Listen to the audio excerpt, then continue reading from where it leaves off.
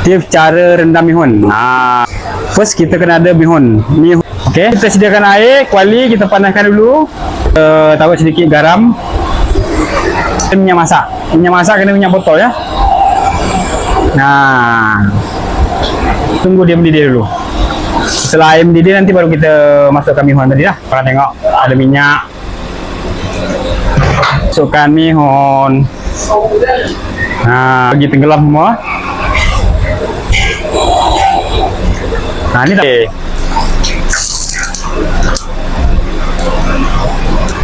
Okey, kita bagi rata sekejap. Tutup api. Kemudian baru kita masukkan dalam tapis.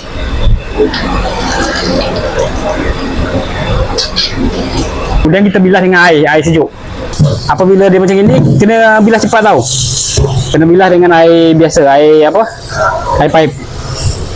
Kalau tidak nanti dia jadi lembek, jadi kembang. Itu yang jadi hancur tu bila kita goreng. Kita bilas dulu sampai dia sejuk, sampai dia betul-betul sejuk. Jadi bila kita masak mihun ke apa ke, dia tak keras, tak lembek sangat. Sedang-sedang guys.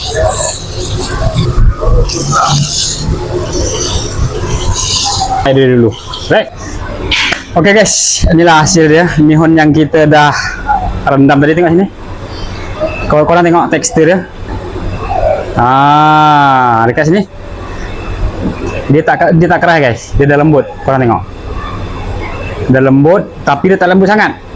Tapi dia terputus bila kita goreng. Ini boleh sesuai untuk mihun sup, mihun tom yum, mihun goreng, apa-apa mihun boleh pakai guna ni. Ini kalau tak habis boleh kita simpan tau. Dia pun boleh tahan lama, boleh tahan 2 hari. Sebab kita dah rebus.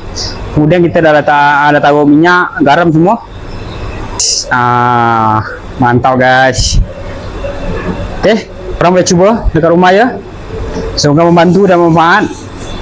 Assalamualaikum.